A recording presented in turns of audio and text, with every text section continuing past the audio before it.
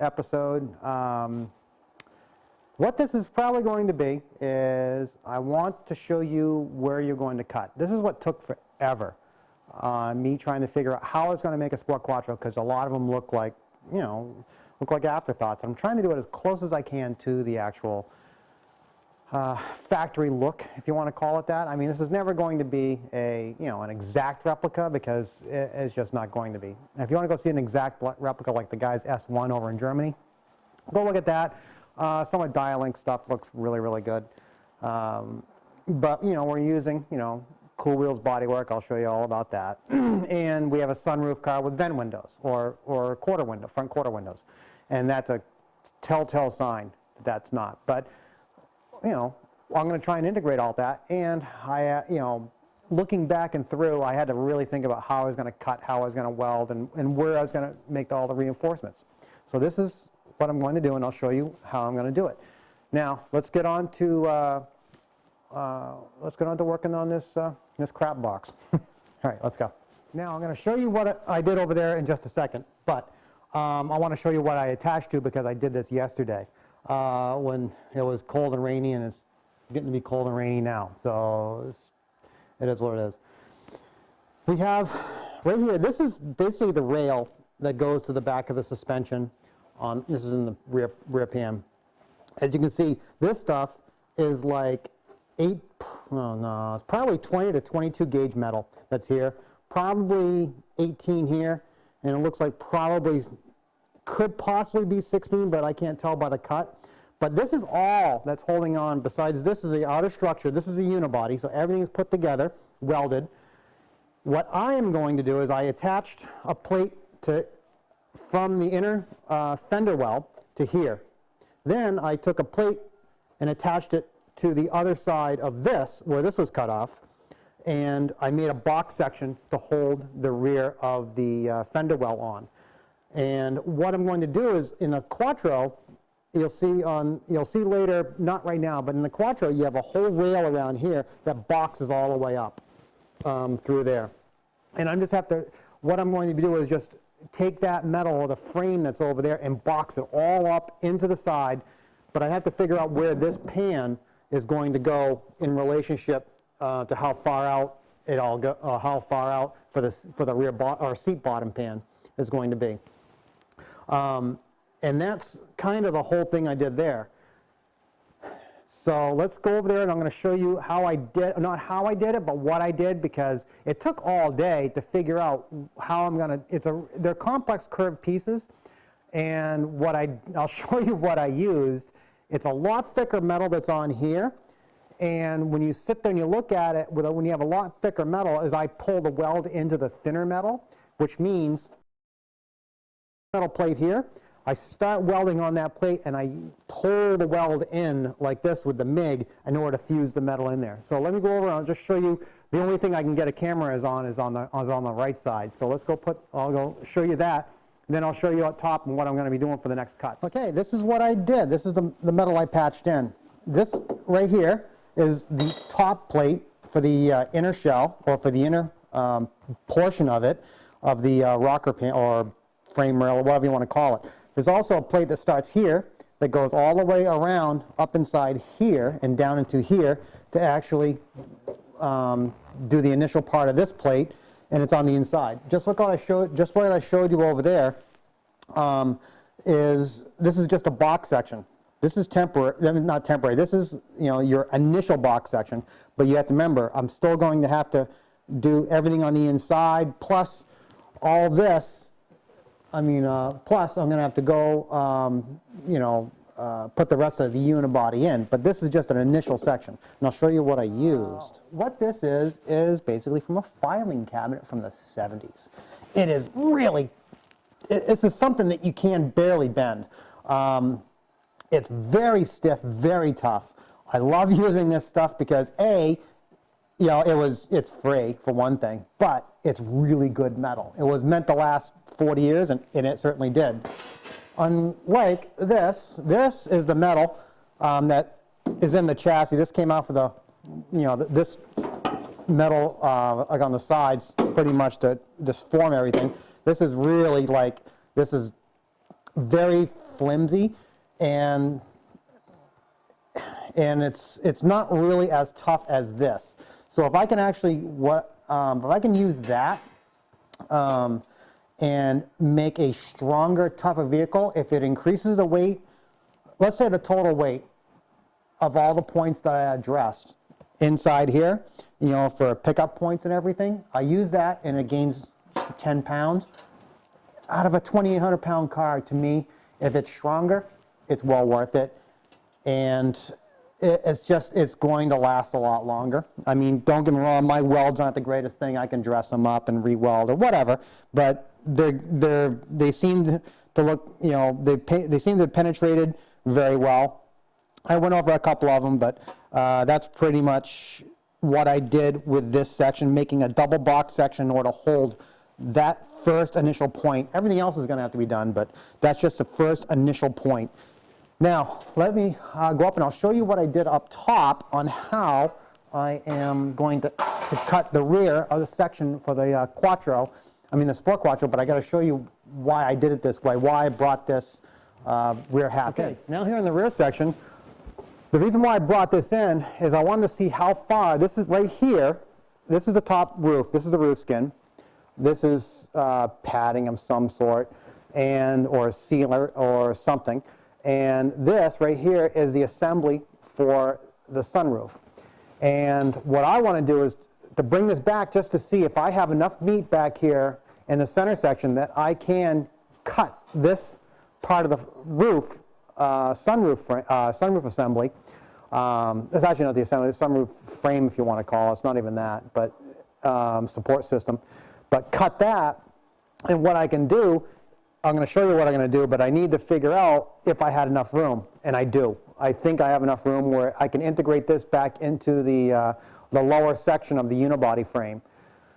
If I can do that, this thing, it'll set the height of the of where this roof is going to go. But first thing I have to do is I have to cut this section right here. You can't really see it, I just cut my finger off, but I have to cut this straight across so I can pull this gloop out, or whatever this thing is, or a seal if you want to call it that. Pull this out, and then I'll show you how and why I'm going to cut the back and then try and mate the sides to this. At least I just want to tack them in, you know, tack this rail into here, this over into here, you know, to get my window channel, and I'll show you how I did this and how I come about doing that.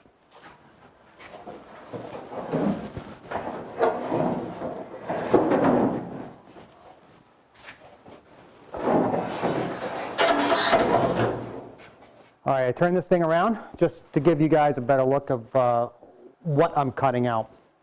Now, this is the rear half of the Sport Quattro, and that's what I'm looking at. This is in a magazine. Now let's bring it up, and I'm going to show you. So let's see. All right, you can see that. Now take a look around. If you can see, the actual rear screen rubber or seal is really pushed further down into the like a well in the back. And now if you take a look at this on the Quattro, this is the same thing as a Quattro. This is flush. So this thing has to raise up. And seeing how the roof is taller on a 4000, you know, as in seat height, it's only logical. So we have to raise this up. Now, let's look back at this picture. Let's look back at the picture. Where did they cut this? Actually, where did you get the length on the cut? It's not, they didn't cut just anywhere on the C-pillar.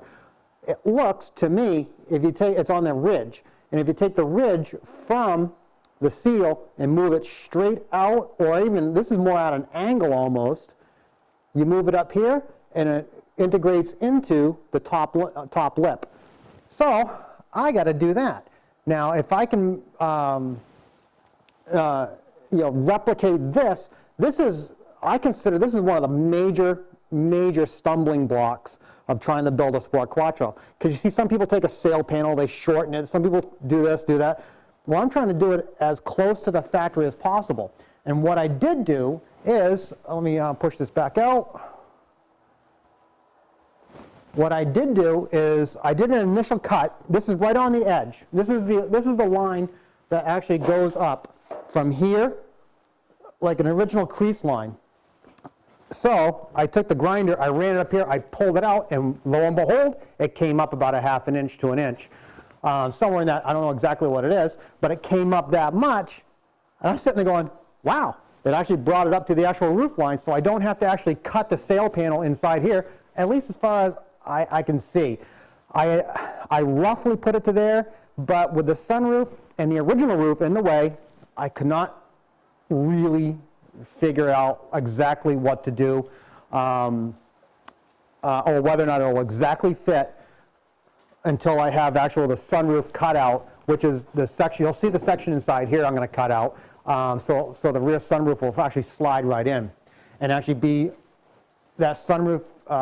That sunroof frame will actually go into the box section of this underneath here, and it'll actually stiffen the entire structure up. That's what I'm kind of hoping. Whether or not it does is another thing, but hope for the best. So the next thing I'm going to do is I'm going to show you, I'm going to take a grinder, start here, because see this little lip right here is another thing that gives away, but I'll show you that. That's going to be in a later video. But I'm just going to cut this all the way over to here, but I got to first take from this line right here, so you can't really see it. Let's go over here, bring that down. Here is the line that I'm going to use for the cut. I'm going to go all the way up here is what I'm doing. I can't see it all the way, but basically you're going to start here and just follow this line with the grinder all the way up. That's what I'm going to do.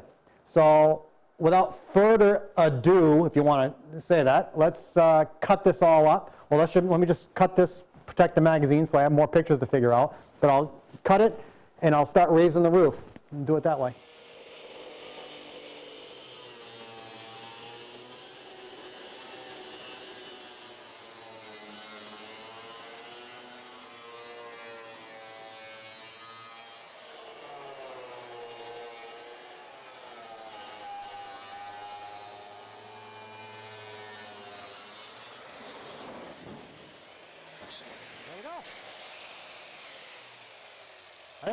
I didn't think that nothing was holding on to it, but see this section right here?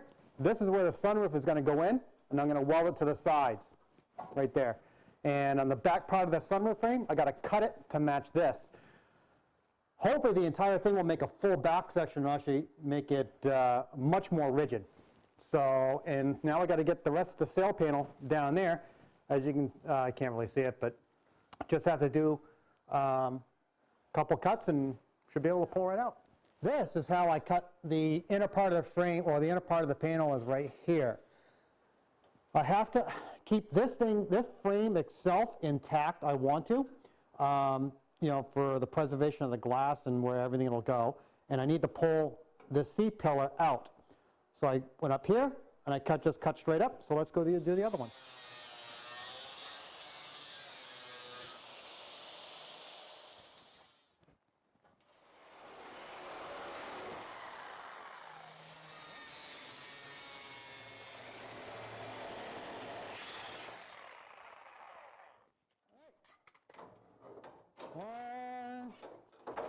There we go. Whee! All right, let's get that panel done. So what I'm trying to do next is I kind of want to make this cut relatively straight. So I'm going to use a chalk line like that.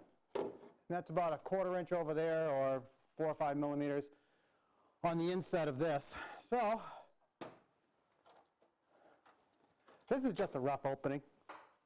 But I don't want to have to add a lot of metal. One thing good about having a sunroof.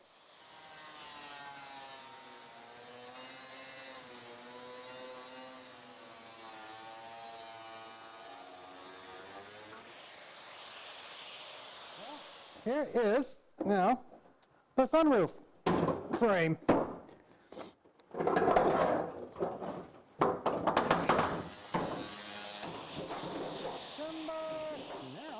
We can put the Coupe GT in there and see how much of this frame that I have to lop off, and here's the gasket which is creates and builds rust, but what I'm going to do to replace it is use windshield weld. Stuff's pretty awesome, 3M product, whatever. It's expensive, but boy does it work. And we'll glue it. But let's first make this work.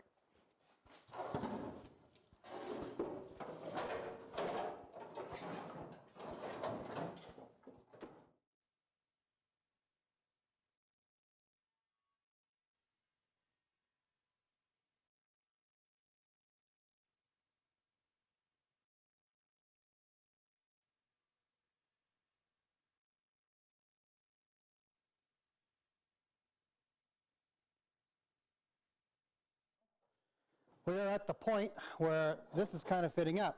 I'm not sure if you can see over there, but right here, what I want is I have to cut 2 small sections to allow the drain holes to go in. And what I want to do, I'm going to bring this back a little bit. I'm going to cut this section, then I'm going to bend this straight up. So this is going to be thinner, but it's still going to have actual structure. So if I cut this for the drain holes and pull this straight up, then I'm going to butt weld it to the back of this. And we'll see how close it gets to the top of the roof line. But let's give that a little snip, and there we go.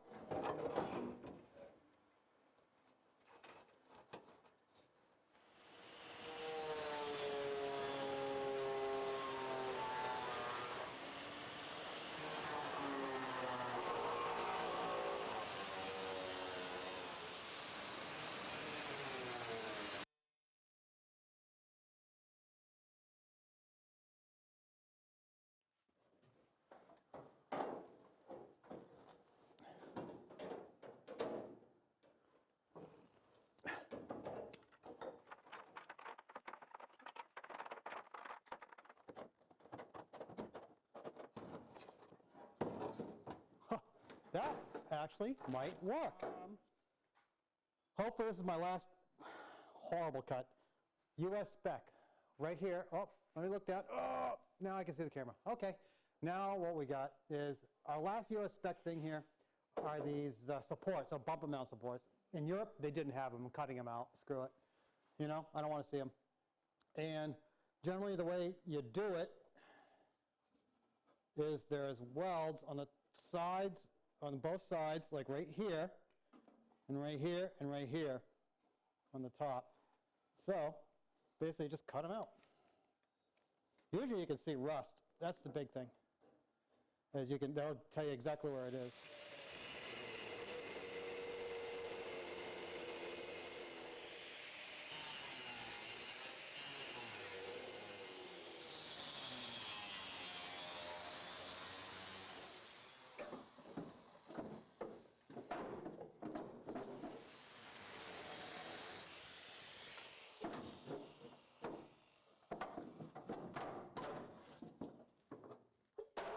God, I hate those fucking American things. Or US, North American shitbox. Okay, well, back at it. Through moving magic, you just didn't see me go up and have lunch. Pretty much. All right, now this is the next step. What the next step is this is the body line right here, okay? This door is up a little bit, but this is the body line that we have to match up to this body line. And when you match it up, these things all basically line up in width. You know, from here to here is fine. What we got to do, this is the, basically it's a set point. This was exactly 320 millimeter cut. Due to the rake of this was an estimate. So I have to take off the top in order to make it balanced. Because you're trying to come across this drip rail into this drip rail, and you're trying to make that line straight, and you're trying to make these lines straight. So anything that comes off from metal on here will be off the body on this, because, you know, it's like anything, when I cut it on the other side, I'll go around, I'll try and put the camera in there so you can see it, but it's kind of a curved angle. I'm just going to take a grinder, grind it out a little bit, put it so this sits flush. When this sits flush, this I have to make how can I put this? It has to be plumb, pretty much. You know, you have this drip rail right here. You have this. This thing will all go straight all the way down, you know, because I'm basically measuring it like that. That's what you kind of want. And then up here, you take another level and you go like that.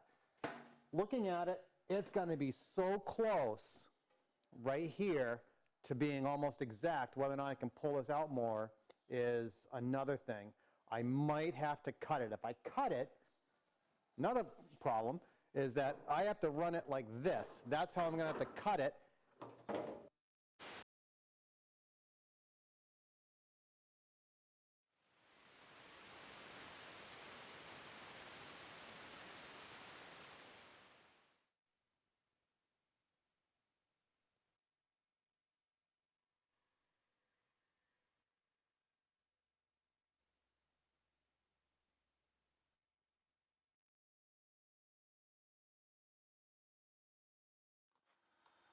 Welcome back, everybody, to what I nicknamed the cleanup episode, or cleanup on aisle 5. If people that are old like me, you'll remember that from the old sitcoms and stuff like that. All right, now we are getting into the actual, how can I put this, the tying together of everything. Now, one thing you're going to have to find out when you are working with these things is this. It's never easy, and there's always going to be extra time involved. And sort of like this. Now, when I originally put this on, I tacked it right here, which is fine, you know. But nothing seems to be it didn't really line up, and this is all rusty back here and back here. I'm going to have to cut that out. But before I can cut all that out, I need to stabilize this more. Even though the top is pretty much done, this temporary tie bar I put in here, I'm going to leave in here because I kept looking at it going, you know, the original factory stuff is pretty thin, and I'm using it kind of for crash protection, but not so much as in a tie-in for the suspension. And in my theory, in looking at that, what I did was I grabbed some old, this is inch and a half, inch and 5/8, something like that, DOM roll bar tubing. I just had it kicking around. As you can see, this kind of is a light sheen of rust sitting on a shelf. But what I'm doing is that and I notched it out like this. So this is the curvature of the strut tower, and this right here, this little thing, pie cut, if you want to call it. I'm not sure what you call it. Goes onto this tube, so it's going to slide right on. I've already cleaned up the strut tower with a grinding wheel, and I'm just going to tie them together. I put the fuel tank in. The fuel tank has to be a 4000 Quattro because the actual pan sits higher because of the differential. So that led on to another problem. I put the gas tank in. I want to use a 4000 because I think that's only 14, 16 gallons. And instead of an Quattro, one which I have, but that's almost 24, 25 gallons. That's US gallons, not imperial. And I put it in there. It clears the bar, but the filler neck hits on side here. Then I brought the other gas tank in, for the coupe, which is 10, 12 gallons, something like that. That won't fit because of the lower floor pan. And the neck is different, so I'm going to have to bend the neck on the 4000 Quattro fuel tank in order to get it, or I'm going to cut this out. I'm not really, pardon me. I'm not really sure how I'm going to do it, but it has to be modified. So before I cut this to modify it, I kind of want to get the tie bars tied in. That way I don't have to worry about it. Now this is part of a frame. This is the frame support, which I took out from the non-sunroof 5+5. I mean the non-sunroof car right here, the coupe, and I think it is. Oh, actually, it could be from the 5+5. Oh no, basically it's a support for the roof. It's like a tie-in, and this stuff right here is all wicked, really, really, really thin. So what I'm going to do is I'm going to put the supports right here, and just put in three supports there. And if I want to tie them back in, I will. I'm trying to save as much of this, believe it or not, I'm trying to save as much of the undercoating as I can, because it's going to be a road car, And if you've ever driven a rally car, all you hear is stones fly up, you know? And I wanted to be as quiet as possible, I mean relatively, because I wanted to enjoy the car. So right now, I'm just going to start welding in. I'm going to tie this in right there, tie in that bar so we can get the back of the seat bulkhead to the gas tank completed. And that's pretty much it. So let's just do that.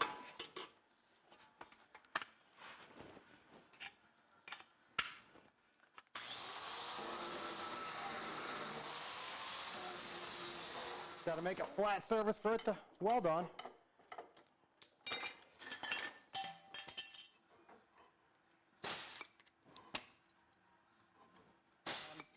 I built the small pieces. They are going right here,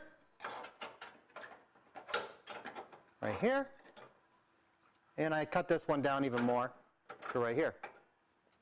That way, this should give much more stability than the flat piece of tin that was here with a couple holes in it, because of the ribs inside on the sheet metal. Because every time you put a bend or a corner or a rib, you're adding structural rigidity to it.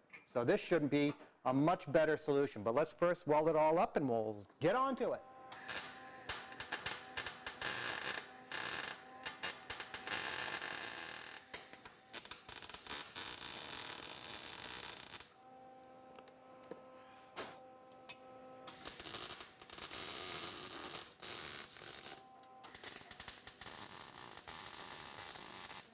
Now we're moving into the interior. I welded up, well, off camera, I welded up the strut tie bars. Doesn't look that bad. They're, you know, functional. It's what it is. Nobody's ever going to see it anyway. But it's not, actually it's not that bad. Now, moving on to here, I'm going to try and work from here up. And the big thing with the Sport Quattro is, I mean, like with any type of conversion or any type of kit car, if you want to call it that, what I'm trying to do is to make everything equal. And when I tack this in, this is just to, you know, just to stabilize, or not even to stabilize, just to put it in here. So I have a foothold almost. I tacked it here, and I noticed with this, it goes up way too much. So I have about 1 centimeter's worth of length right here, or a ½ inch, where I have to fill it in with weld. What I'm going to do is and to get a better cut line, got my cutter right here. I'm going to take it and just run it straight down like this, and I'm going to it'll pretty much give me a line where it'll just mate right together. I'll do it on that side. Now I took off all the undercoating. We have to remember, I'm still trying to save as much as I can. They don't, you know, for sound deadening, because it is going to be a street car. And what I used was heat gun,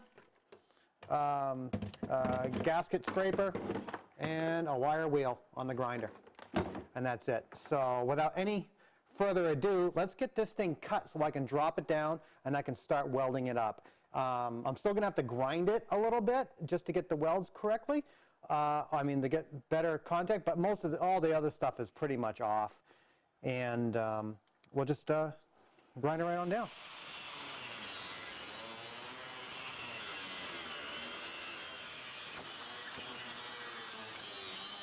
Now, what I'm going to do is I'm going to put a jack underneath this. It'll bring it up. It'll match this. I want this base level down here. This is going to have to come up to right about there. It'll be equal, and then I'm going to start stitch welding it. See where the panels dip down? This is the bottom line, you know, right here. So what you want is this thing down to meet the bottom line. And once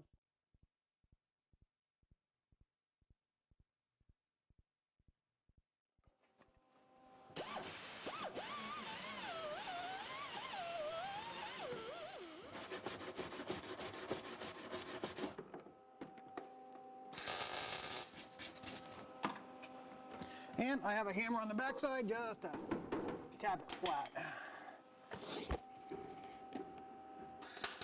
As you can see, I'm not going to do anything from here. This is where the tunnel is, from here to there, because depending on how the differential is going to sit inside the car, the rear differential, where am I going to tack this? Am I have to cut it here? Am I have to cut it here?